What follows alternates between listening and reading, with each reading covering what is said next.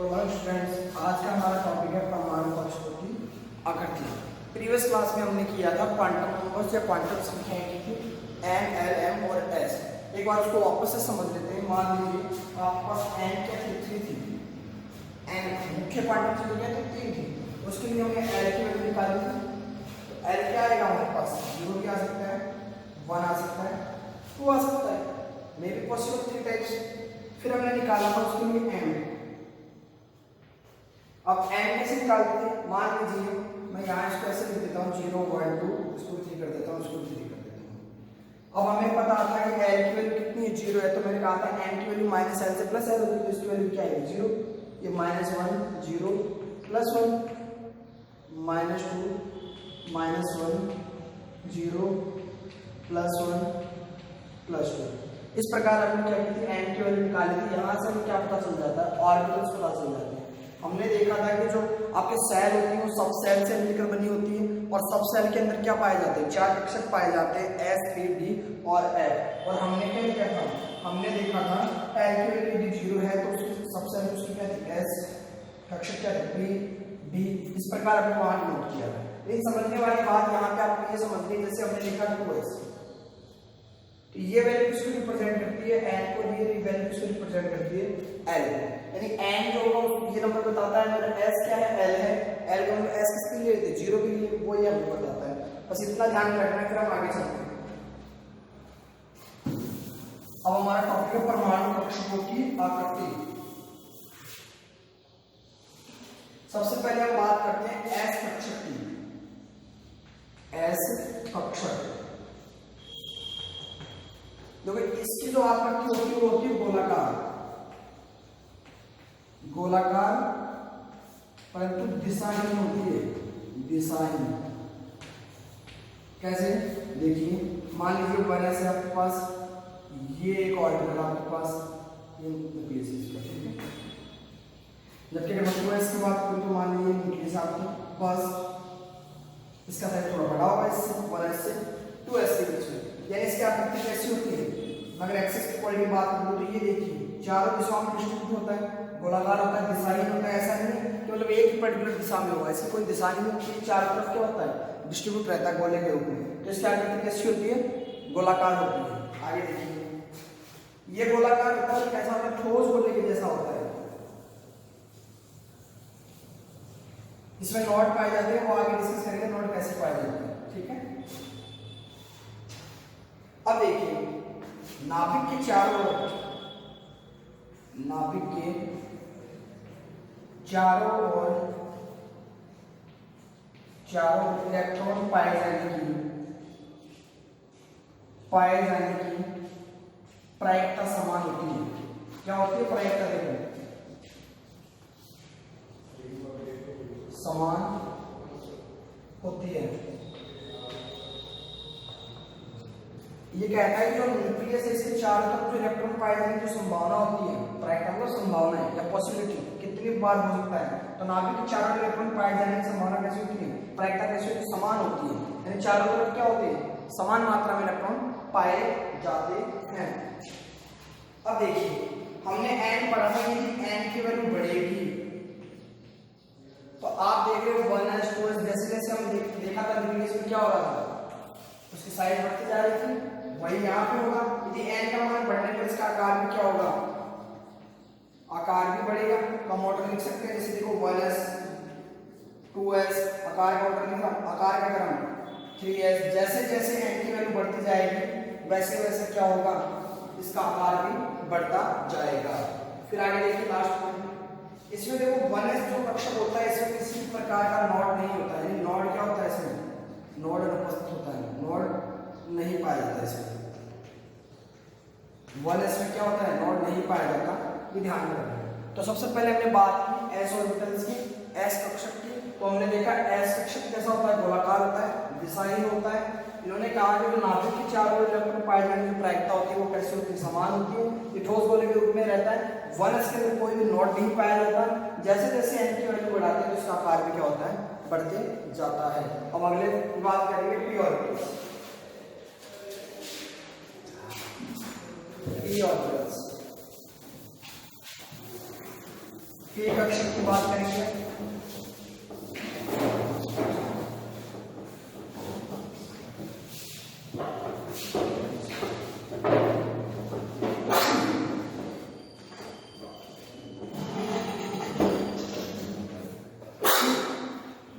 P कक्षक क्या करते हैं?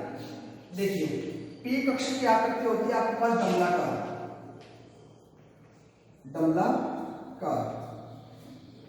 इसको हम डमरूआकार भी बोलते हैं। ये कैसी होती है? दिशात्मक होती है, दिशात्मक। और हम जानते हैं कि पी कक्षक तो था हमारा जो सब सेल के अंदर मिलता था, कौन से में? आपके एल की वैल्यू क्या थी? यहाँ पे हमने देखा था एस बी डी एफ, 0 से स्टार्ट होती थी। यहाँ पे एल की वैल्यू कितनी आएगी? 1, और एम की वैल्यू क्या आ जाएगी? -1, 0, +1। यानी इसमें कितने कक्षक बनते हैं? 3 कक्षक बनते हैं। ये वैल्यू कौन बताती थी हमें? एम बताता था कितने कक्षक बनते हैं। फिर आगे देखिए, ग्राफ देखिए, ये मान लीजिए एस एक्सिस है, ये वाई एक्सिस है, ठीक है? S Z. तो देखिए यहाँ पे यदि इस प्रकार हो ये लॉग, इसमें क्या होता है? 2 लॉग या 2 पालियां पाई जाती है, दोनों के अंदर इलेक्ट्रॉन के पाए जाने की संभावना क्या होती है? समान होती है। बीच में जहां पे कट करता है उसको क्या बोलते हैं? नॉड बोलते हैं, ठीक है? अब ये यहाँ पे किस पे कट रहा है? एस एक्सिस पे पाई जा रही है लॉग, तो उसको हम बोलेंगे पी एक्स। क्या बोलेंगे? P x. इसकी बात कर लेते हैं। ये आपके पास क्या वाई है, इसमें इस प्रकार ये नोट पाया जाएगा, ये ऑर्बिटल कौन सा हो जाएगा आपका? P Y. और अगर मैं बात करूं एक्स वाई, और ये कौन सी है? जेड। तो ये कहां पाए जाते हैं? इस एक्सिस पर पाए जाते हैं, इसको हम बोलते हैं पी जेड। तो देखो हमने एल की वैल्यू से एम कैलकुलेट किया था, एम से हमें पता चला जो कक्षक होते हैं वो कितने प्रकार के होते हैं? 3 प्रकार के होते हैं। तो तीनों कक्षक में कौन कौन से होंगे? पी एक्स, पी वाई और पी जेड। और आप देख सकते हो कि कैसे डंबल के आकार के जो आप एक्सरसाइज करने में काम में लेते हो, डंबल ऐसे ही होते हैं, उसको पकड़ के बीच में पकड़ के आप एक्सरसाइज करते हो उससे, तो उसी के आकार के होते हैं, इसलिए इसको क्या बोलते हैं? डंबलाकार बोलते हैं। और ये दिशात्मक होते हैं। आप देख भी पा रहे हो कि किस तरफ है? जेड एक्सिस की तरफ है। ये किधर है? वाई एक्सिस की तरफ है। और ये किधर है?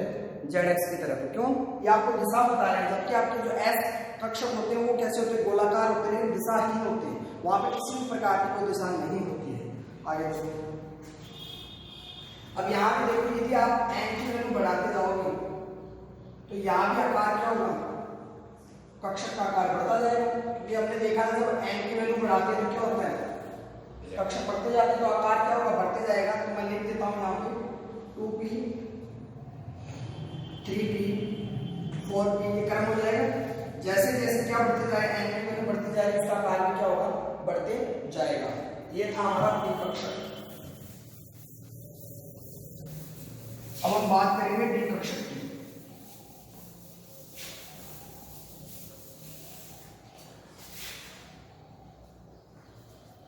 डी कक्षक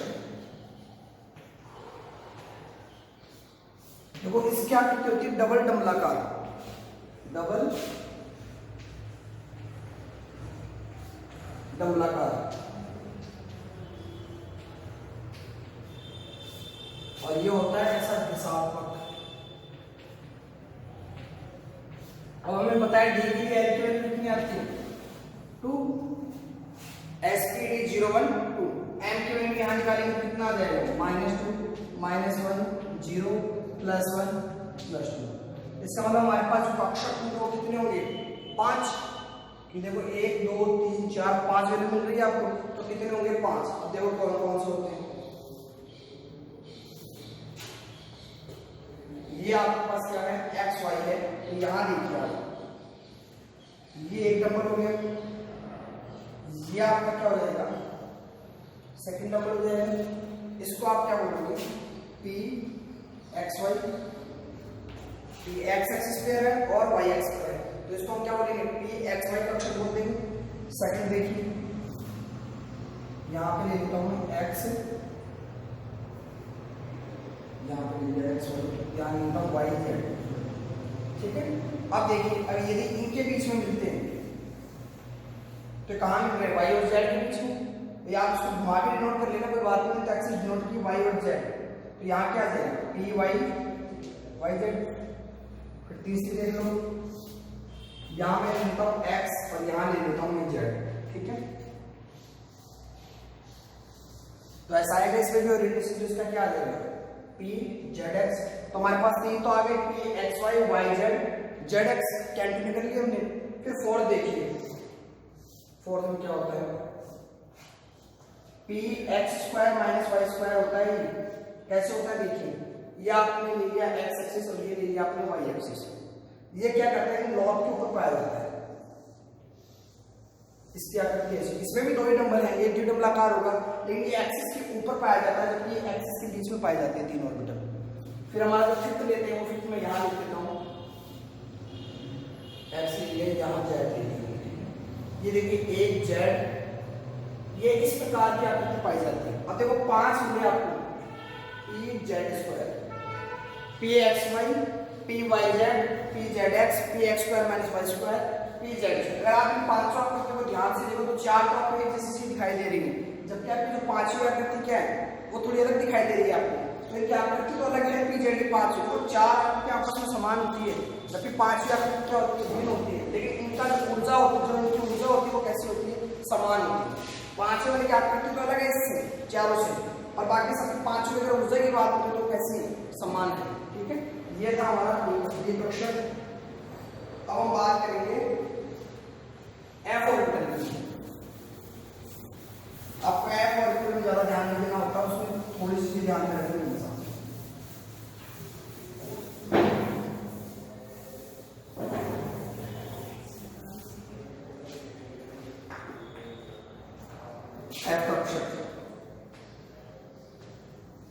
देखो इसकी जो संरचना होती है वो बहुत जटिल होती है, आप आसानी से डिफाइन नहीं कर सकते कि एक वास्तविक संरचना कैसी होती है। तो इसको हम कहते हैं इसकी संरचना कैसी होती है, आकृति कैसी होती है, जटिल होती है। जटिल मैं बताऊंगा कैसे जटिल होती है आपको। इसमें आपने इसकी एल की वैल्यू क्या ली थी, एल की वैल्यू आ जाएगी 3 और एन क्या आ जाएगा आपके पास, -3 -2 -1 0 +1 +2 +3। देखो एफ अक्ष की आकृति जटिल क्यों होती है, आप देखते हो एक अक्ष आपने ले ली, मान लो 3 एक्सिस ले ली, आप आसानी से इसको क्या समझा सकते हो, ये वाला समझा सकते हो, यहाँ पे समझा दोगे, यहाँ पे समझा दोगे, लगभग 6 एक्सिस की आप नोट कर पाते हो। अगर आप बात करोगे यहाँ पे 3 एक्सिस होती है आपकी, जबकि यहाँ ऑर्बिटल्स कितने बनते हैं आपके पास, 7 प्रकार के बनते हैं। तो इनको आसानी से हम क्या नहीं कर पाते, ये नहीं बता पाते कि किस ऑर्बिटल में किस प्रकार ओवरलैपिंग होती है।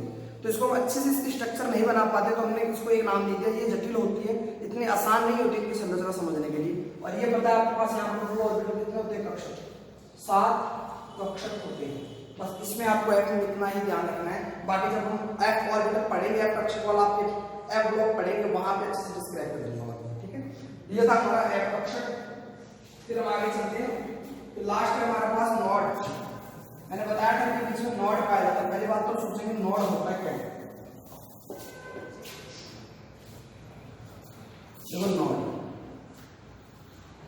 देखो नोड एक ऐसा स्थान है जहां पर इलेक्ट्रॉन के पाए जाने की संभावना शून्य हो, जहां पर कोई भी प्रकार का इलेक्ट्रॉन नहीं पाया जाता, उसको हम क्या कहते हैं, नोड बोलते हैं। ये 2 प्रकार के होते हैं नोड। एक तो होता है आपके रेडियल नोड, रेडियल नोड, एक होता है आपके कोणीय नोड, कोणीय नोड। अब देखो रेडियल नोड क्या होते हैं और कोणीय नोड क्या होते हैं। रेडियल आप हिंदी में इसको लिख सकते हो त्रिज्यीय नोड। मान लीजिए आपके पास न्यूक्लियस का नाभिक था, ये आपकी पहली कक्षा थी, ये इसकी त्रिज्या होगी बीच में, इसके बीच में ये पाई जो क्षेत्र है इसमें पाए इलेक्ट्रॉन पाए जाने की संभावना क्या शून्य हो, उसको आप क्या बोलोगे, त्रिज्यीय नोड बोलोगे।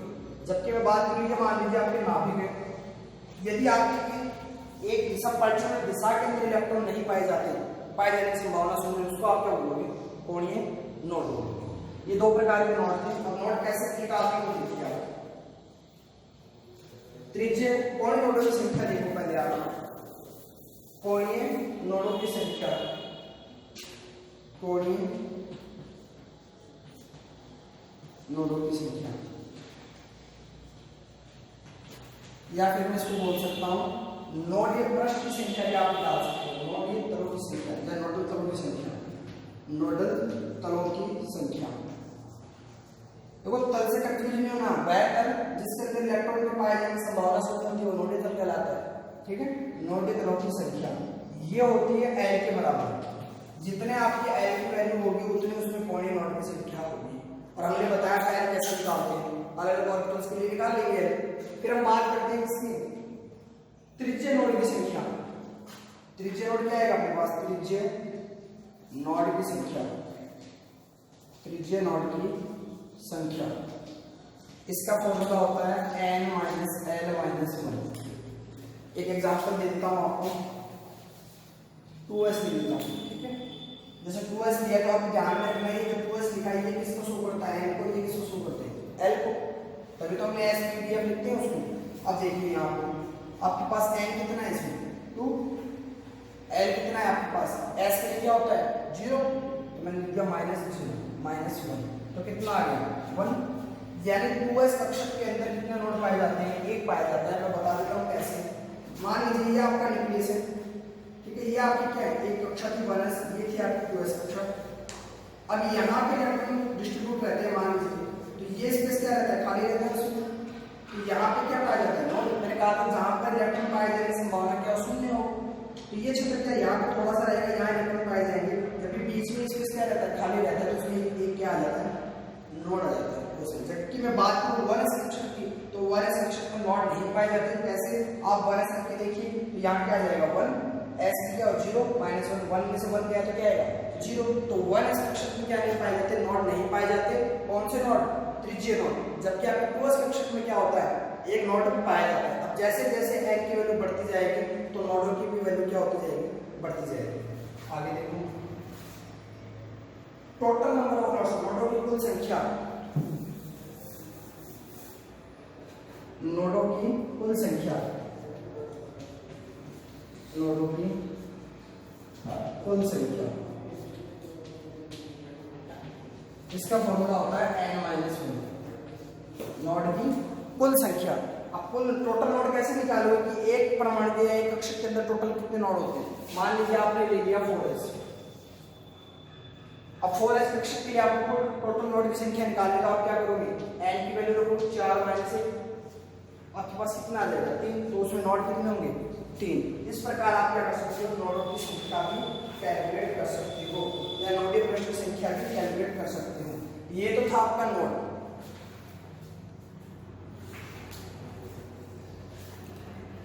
अब मैं कुछ एग्जांपल्स देता हूं आपको।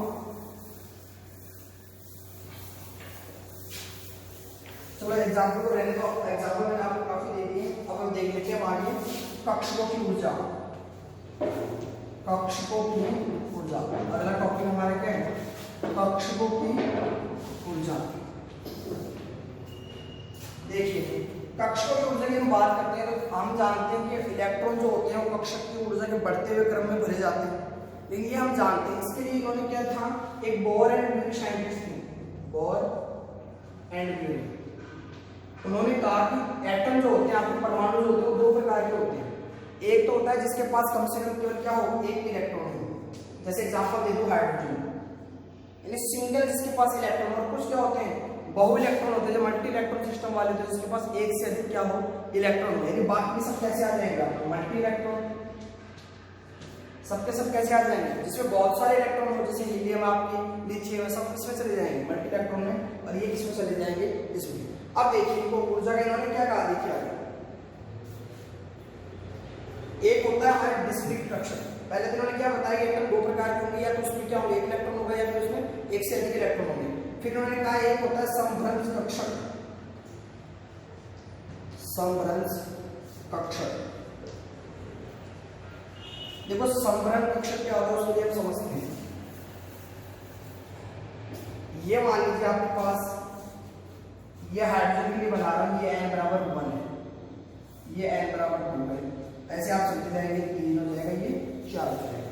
अब आप जानते हो हाइड्रोजन में इलेक्ट्रॉन कितने होता है, एक इलेक्ट्रॉन होता है और एक प्रोटॉन होता है।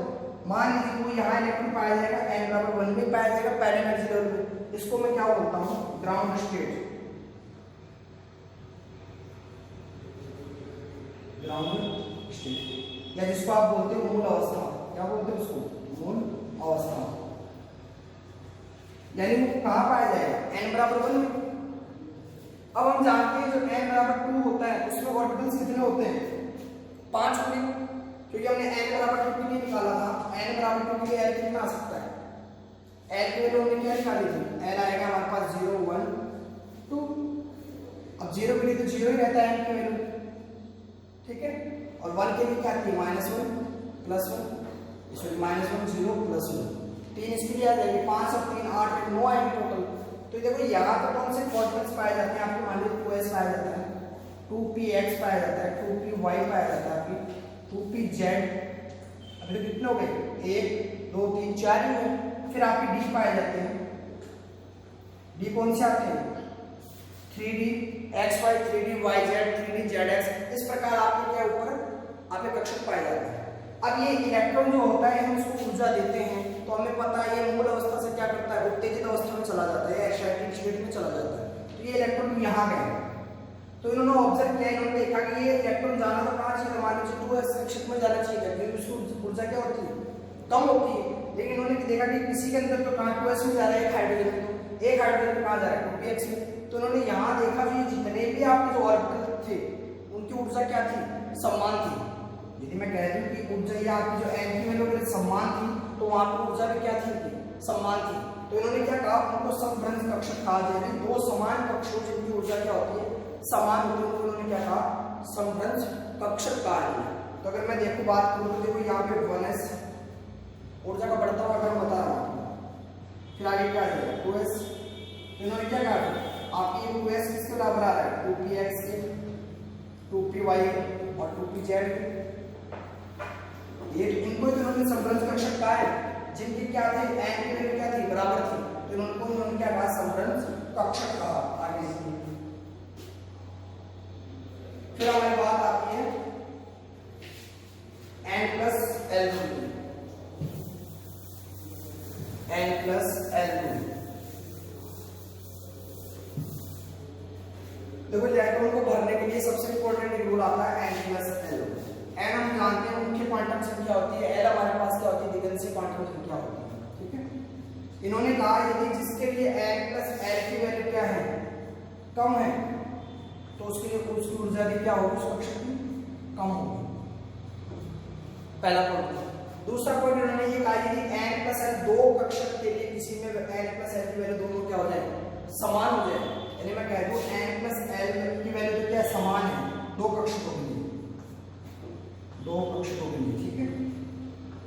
तो वहां पे उन्होंने क्या कहा कि n की वैल्यू जिसकी कम होगी, n की वैल्यू जिसकी कम होगी उसकी ऊर्जा भी क्या होगी, कम होगी। यानी जब n और l दोनों समान हो जाए तो हम किससे डिफाइन करते हैं, n से डिफाइन करते हैं। एग्जांपल लेते हैं उसके,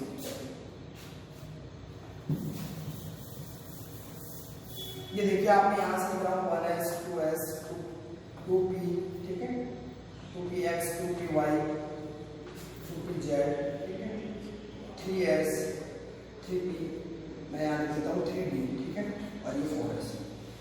इसके लिए हमें n+L की वैल्यू निकालनी है, मैं बताऊंगा आगे, मैं पूरे नहीं लिखे, मैंने 3px 3py एक बार यहाँ पे डिस्क्राइब कर दिया, फिर को आगे करने की n+L की बात करते हैं। हमें पता है ये नंबर्स तो n को रिप्रेजेंट करते हैं और ये किसको करता है, l पे। n यहाँ पे क्या होगा 1 और l क्या आ जाएगा ऐसे 0, तो इसकी वैल्यू कितनी आ गई 1। फिर मैं 2s की बात करता हूँ तो कितना आएगा 2, 0 यानी 2 आ जाएगी। फिर इसकी बात करेंगे 2, p के लिए कितना आती है 1 3, 2 + 1 = 3, 2 + 1 = 3, यहाँ क्या आ जाएगा 3 + 0 = 3। फिर यहाँ क्या है 3 + 1 = 4, 3 + 2 = 5, और यहाँ पे क्या जाएगा 4 + s के लिए क्या आ जाएगा 0, कितना आ जाएगा 4 आ जाएगी। अब देखिए इन्होंने क्या कहा था, जिसके लिए n+L का मान कम होता है उसकी ऊर्जा क्या होती है, कम होती है। तो यहाँ देखिए सबसे कम किसकी है 1, तो यानी किसका 1s की ऊर्जा सबसे कम, ऊर्जा कम लिख रहे हैं। इससे ज्यादा किसकी होगी, जिसकी वैल्यू 2 है, ये लिख दिया, यहाँ पे क्या आ जाएगा 2s। अब देखो यहाँ पे हमने देखा कि p के जो तीनों ऑर्बिटल थे उनकी ऊर्जा कैसी थी, तीनों की समान थी। इसको हमने क्या कहा था, समभ्रंश कक्षक कहा था। तो देखो इन्होंने लिखा 2px = 2py is equal to 2p z। लेकिन ध्यान देने वाली बात यहाँ आती है, अगर आप देखो कि 2p के और 3s के इनके अंदर दोनों की वैल्यू समान आ रही है, इनमें से की 3 और 3। लेकिन मैंने कहा था जब 3 और 3 दोनों वैल्यू समान आ जाते हैं, वो यहाँ भी समान थी, हम यहाँ भी देख सकते थे n की वैल्यू, लेकिन यहाँ तो n और n दोनों वैल्यू समान थी, तो यहाँ देखने वाली बात नहीं थी। जबकि यहाँ इन दोनों में देखें तो यहाँ देखो n की वैल्यू क्या है, अलग अलग है। जब मैंने कहा था n प्लस l समान आ जाए तो जिसकी वैल्यू n कम होगी उसकी ऊर्जा क्या होगी, कम होगी। तो यहाँ ऊर्जा किसकी कम होगी, कि z की कम होगी, किससे, 3s से। तो यहाँ लिखूंगा 3s। अब आगे चलिए आप, फिर आगे क्या आ जाएगा 3s के बाद में। अब यहाँ पे आप देखिए 3p की भी 4 है, 4s की भी क्या है, 4 है, दोनों की ही 4 है, लेकिन इसमें n की वैल्यू किसकी कम है, 3p की, तो ऊर्जा किसकी कम होगी, 3p की। तो फिर आ जाएगा 3p। फिर आगे क्या आएगा बताओ, 3d आएगा, 4s आएगा, 4s आएगा क्योंकि उसकी n प्लस l की वैल्यू क्या कम है उससे, किससे, 3d से। तो यहाँ क्या आ जाएगा 4s, फिर लास्ट में क्या आ जाएगा 3d। इस प्रकार हम क्या करते हैं, n प्लस l की वैल्यू से क्या कैलकुलेट कर देते हैं, ऊर्जा क्रम निकाल लेते हैं, कक्षों में किस प्रकार ऊर्जा के अकॉर्डिंग इलेक्ट्रॉन भरे जाएंगे। फिर हम कल अपने नेक्स्ट टॉपिक में करेंगे कि इलेक्ट्रॉन किस प्रकार हम कक्षक में भरते हैं, वो करेंगे हम नेक्स्ट क्लास में। आज के लिए इतना ही, थैंक यू।